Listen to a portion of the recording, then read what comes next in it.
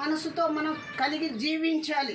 ఈరోజు మనం ఇక్కడ అందరం కూడి ఉన్నాం, కానీ ఏ ప్రాంతం నుంచి వచ్చామో, ఏ జిల్లా నుంచి వచ్చామో, ఏ విలేజ్లో నుంచి మనం వచ్చి ఉన్నామో, కానీ ఇక్కడ అందరం కూడా ఒకటే.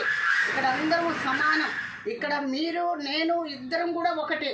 ఏంటంటే ఇక్కడ చాలా వరకు తగ్గించుకున్నవాడు పరలోకం రాజ్యం ఉంటుంది. ఏముంటుంది? పరలోకంలో రాజ్యం ఉంటుంది. లేకపోతే మనకు నరకం ఉంటుంది. ఆ నరకము కన్నా పరలోకం రాజ్యము గొప్పది. ఇక్కడ మనం తగ్గించుకోవాలి. మనకు ఉన్న దాంట్లో మరొకళ్ళకి పంచాలి.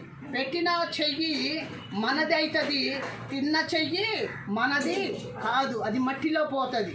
ఆనాడు కూడా లాజరు కూడా అదే పని చేశారు. ఆయన వెంగిలి ఆకు ధనవంతుడు పడేసినప్పుడు ఆయన దానము చేశాడు. పరలోకం రాజ్యానికి సమాధిలోకి దేవుడు వచ్చి ఆయన ఆత్మని దేవుడి దగ్గరికి తీసుకెళ్ళాడు. ఎంత గొప్పవారో చూడండి. ఈరోజు కూడా ఈ బెల్లంకొండ హనుమంతరావు గారు కూడా ఆయన రాజ్యానికి వారసులు కావాలని ఆయన కుటుంబంలో మరి ప్రేమించి ఇచ్చిన 3 కుమారులు కూడా మంచి ఆరోగ్యంతో, మంచి సంపాదనతో, ఆయన భార్య కూడా మంచి ఆరోగ్యంతో, వాళ్ళ కుటుంబం పచ్చగా చల్లగా ఉండాలి.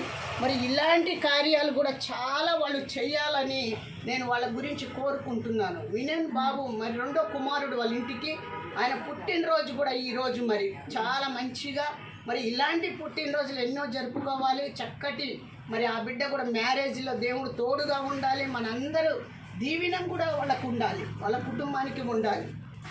ఆనాడు దేవుడు దీవెనం ఎవరికి ఉంది? లాజరుకు ఉంది. మన అందరి దీవెనం, దేవుడి దీవెనం వాళ్ళ కుటుంబం మీద ఉండాలి. మన దగ్గర